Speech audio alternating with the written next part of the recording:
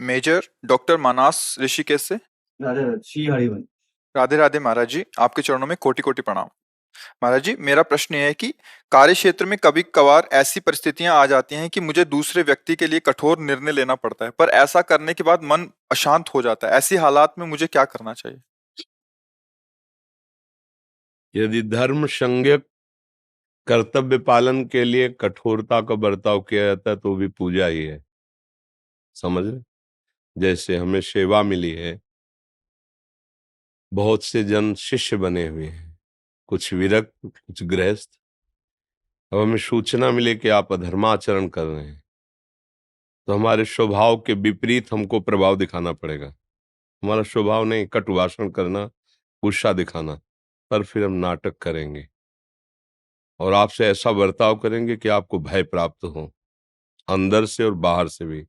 अब आपने जिस मार्ग के लिए मुझे गुरु वरण किया, उस मार्ग में तुम्हें चलना ही पड़े। समझ रहे ना? ये हमारी सेवा है। ऐसे ही अधिकार के अनुसार जो सेवा है, उसमें कठोर व्यवहार करना अगर आवश्यक है तो वो पूजा ही है, पर धर्म संज्ञक होना चाहिए। अब अपनी वासना के लिए किसी शिष्य को ताड़ना दें, भय दिखाएं, तो हमारे ऊपर भी जो शासन करता है ना, वो मुझे दंड दे देंगे। अगर मैं उससे भय दे करके और परम भय संसार से मुक्त करके भगवान के मार्ग के लिए शासन कर रहा हूं, तो ये हमारा कर्तव्य है कि वो मेरे भय से गंदे आचरण न करे, गंदा खान पान न करे, गंदा व्यवहार न करे। तो ऐसे ही राज्य सेवा के लिए या गृह सेवा के लिए अलग अलग अधिकार भगवान ने दिया। जैसे पिता हो, तो अगर पुत्र थोड़ा भय मानता है और सही आचरण में चलता है, तो आप अपने कर्तव्य का पालन कर रहे हैं। आपने उसको ऐसी छूट दे रखी कि वो मनमानी आचरण करे, उद्दंडता करे, और आपका दुलार बराबर, कोई शासन नहीं, कोई भय नहीं। फिर वो बिगड़ जात सुत बहु दुलराए, फिर नहीं मानत आंख दिखाए। तो कर्तव्य पालन के लिए कहीं कहीं जैसे चार नीतियां ना, शाम स्तुति के द्वारा, विनय के द्वारा कार्य। देखो, हम आपसे हाथ जोड़कर विनय करते हैं, आप शिष्य बने हैं, आप स्वयं शिष्य बने, हमने कहा नहीं, तो आप अपने कर्तव्य का पालन कीजिए। शाम दाम, देखो आप भगवान की शरण में हो, कोई ऐसा सुख नहीं जो भगवान दे न दे। आप प्रसन्न होकर चाहिए, आपको जो सुख चाहोगे मिलेगा। अधर्म आचरण मत कीजिए।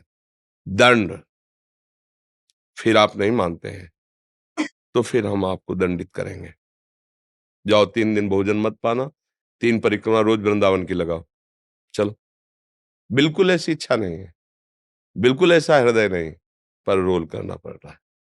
उसको दंड देना, उसको भयभीत। तू क्या समझता है, नरक में भी तुझे ठौर नहीं मिलेगी। साम दाम दंड भेद, ये 4 नीतियां हैं। तो अगर हमारा विनय से बनता है, दुलार से बनता है, तो पहले इसका प्रयोग कर देते। जब देखता है कि अब नहीं, तो फिर भय और दंड 2 ही बचे। फिर इनके द्वारा अच्छे अच्छों का सुधार हो जाता है। चाहे कोई अपने को कुछ भी समझे, वो सुधार हो जाता है। इसीलिए 4 प्रकार की भावनाएं रखी गई। तो अगर आप अपने किसी भी विभाग में हैं और उस विभाग में दंड या भय के द्वारा ही अब सुधार होगा, विनय और दाम के द्वारा नहीं होगा, तो फिर उसको देना कर्तव्य है। समझ रहे हैं ना? जी।